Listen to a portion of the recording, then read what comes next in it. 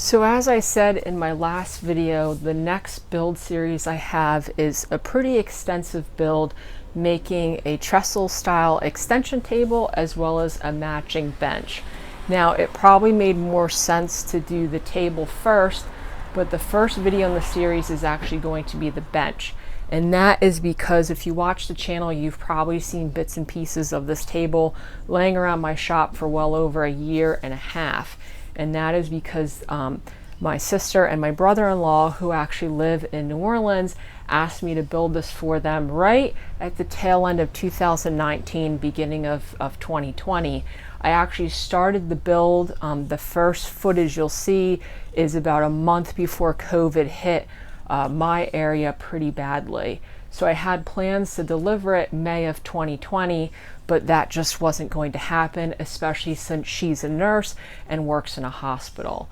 But now that people are getting the vaccine and things are starting to open up again, I was able to finish it and bring it down there.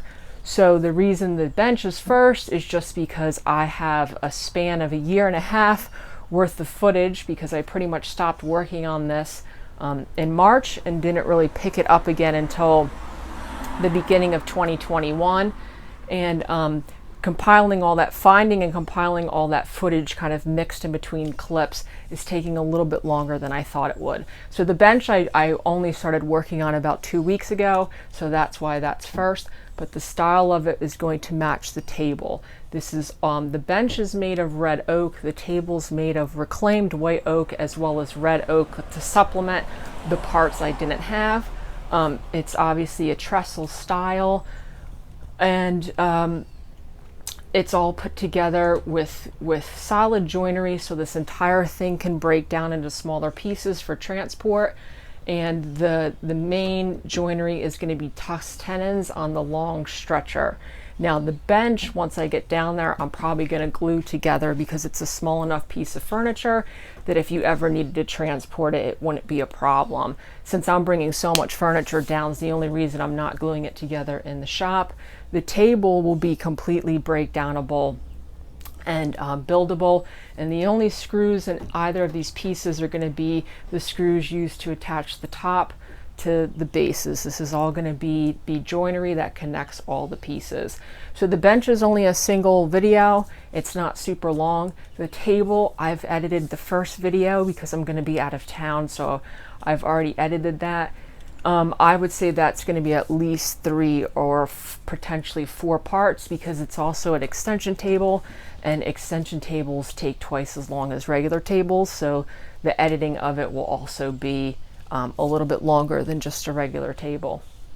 So unlike the trestle table, the bench is all mostly new lumber. I got this piece I'm cutting here is red oak. I got this in bulk from my lumber supply guy who lives about 5 minutes from me. Like I said, this is red oak. I had this, so this is what I'm using. Also, since it's going to be left pretty rustic, it will match the white oak fairly well versus if I had taken it all the way down to plain lumber. So since I don't have a jointer, this is how I trim off the edges of these boards. This only works on lumber that doesn't have a severe cup or twist. Other than that, it can be fairly dangerous. But you could see all I did was I used the straight side to rip down one edge, flip it over, rip down the other edge, flip it back, and rip down the original edge, and I usually get a pretty straight line. Then these are some 2.5-inch rough sawn white oak legs I got these for a set of 4 to finish up the table, but I had 2 extra and they ended up working out perfect for the bases for the bench. Once again, these also are pretty flat, so I'm just sending them through the table saw without jointing them. You can see they're not rocking or anything like that. I cannot emphasize enough that if you have boards with a severe twist or a cup, that they can pinch in the blade and be pretty serious kickback. And I've actually heard of people losing their fingers doing that. So like I said, I'm doing this because this lumber's already pretty flat. If it wasn't, I would have to joint it or plane it, but this method works pretty well. You're ripping down one side, using that new flat edge to rip down the other, and then switching back to rip down the original edge, which usually isn't perfectly straight for that first cut, and then I'm left with pretty square pieces and a very fast way to do it. So the sides of this are also going to be red oak, same thing. These are pretty flat boards. I'm just going to rip them down to size.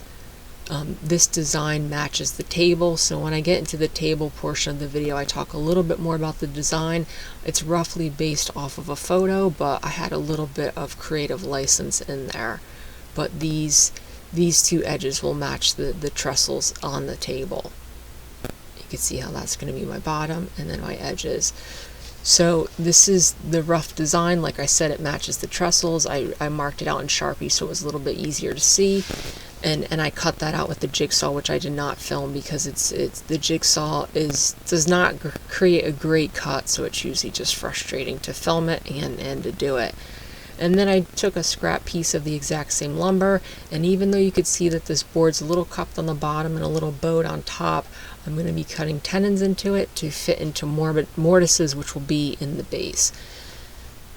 So with working with rough lumber like this, there's always a little bit of fine-tuned sanding and finagling to get it all to work because you're not working with square pieces. So building with this, at least I think, is harder than using jointed and planed lumber.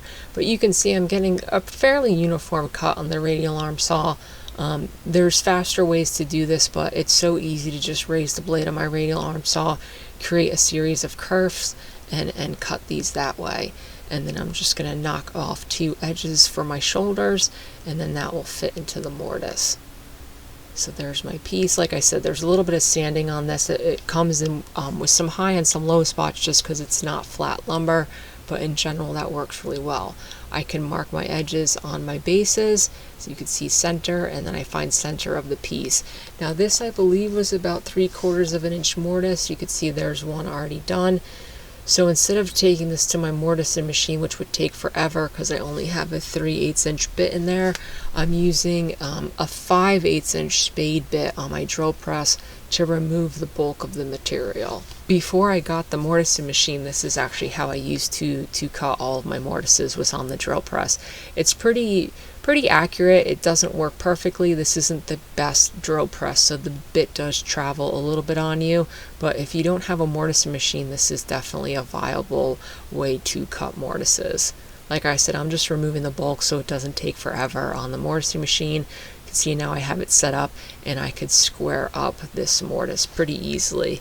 It's obviously going much faster this way than cutting out all of that material.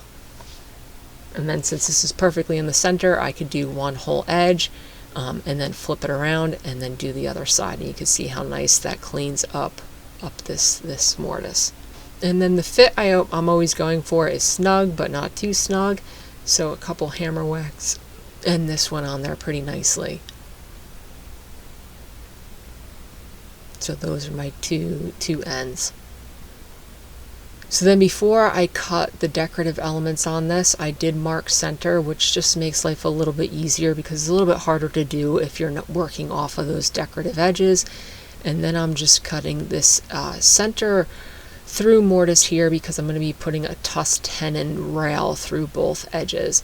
Same thing, I'm going to be removing the bulk of the material with a spade bit. I don't go all the way through so I don't blow out the back side of the joint.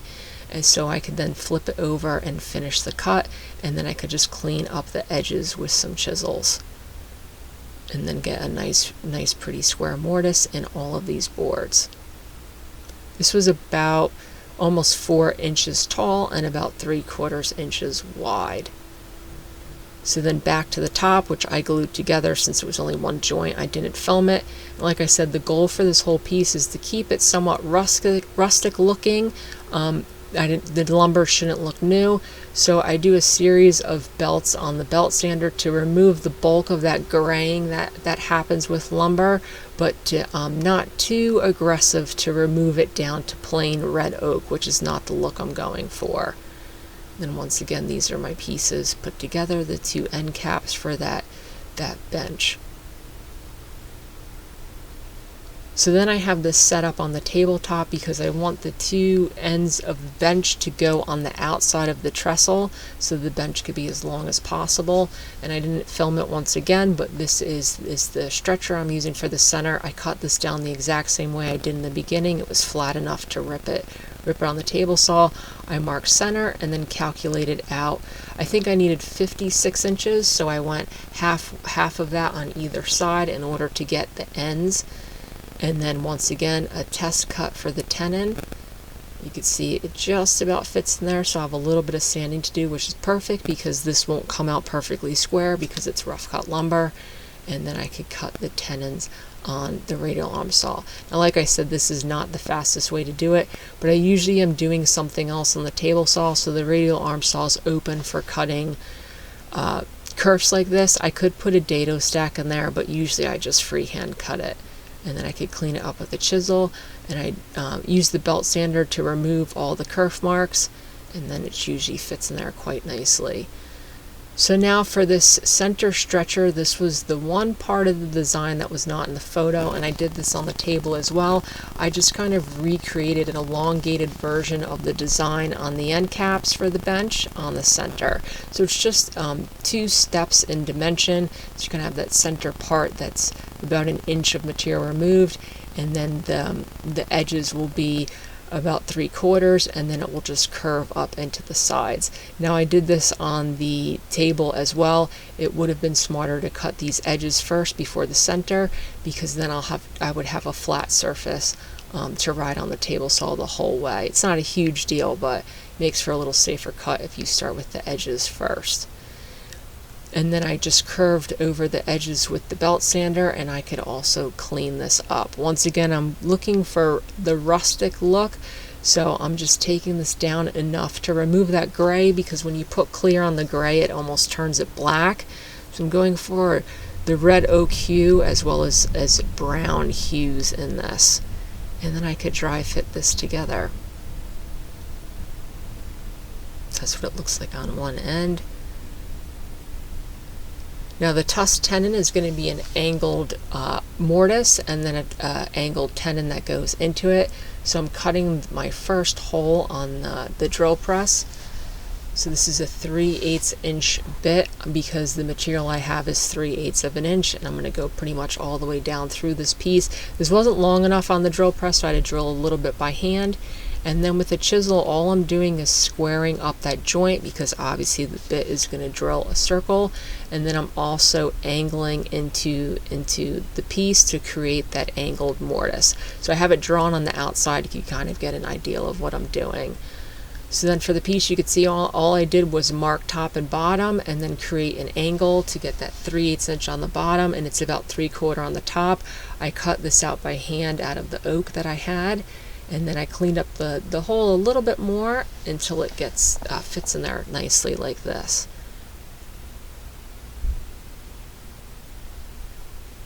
I did the exact same thing to the other side, obviously, as well. The only problem I had was these were a little long, so they couldn't slide in because the top part of the bench kind of butts out. So I had to trim them down, but after that this slides into place. Now the bench I'm delivering in pieces, but I'm probably going to glue all of this together on site. It's a small enough piece of furniture that you probably won't ever have to take it apart to transport it. And it will just be a little sturdier, considering people are probably going to be pushing it in and out and whatnot, and that will be a chance for all the joints to work themselves loose. Now I usually use figure 8s to attach tabletops and flat surfaces to some sort of base, but for this, especially on the table, because they would be visual, I decided to make wooden ones. This was very easy work. I already had the dado stack set into place, so all I did was cut 2 elongated dados, and then you could see I cut these into 4 pieces because I'll need 4 for the bench. So then I'll have those instead of the figure 8s. So in order to make the slots for those wooden buttons to slide in case the top shifts because of seasonal humidity, I'm using a rabbiting bit. You can see I'm just making 2 notches instead of making 1 long groove. I preferred the notches, and then I just squared them up with a chisel because the rabbiting bit will leave the edge is circular and you need this to slide. And then you could see I only attached one because I was putting finish on this right afterwards. You can see how those attach. I like the figure eights, but like I said, on a piece like this, they just won't look as nice. The wooden ones are a little bit longer to make and assemble, but they do look much nicer. So then for this piece, I've been trying out some hard wax oil finishes. I tried Rubio Monocoat, and this time I tried Osmo. I didn't dislike Rubio, but it's a little more, it's more expensive, I think, than Osmo. I know some people have said they're comparable, but I think the Osmo goes much further. This probably would have cost a couple $100 to do all of this in Rubio, whereas I bought a can of Osmo because I figured I would use it for other projects. With shipping, it was $160, and I used maybe an eighth of it. And I'll get into the finish and whether or not I liked it in the table series build.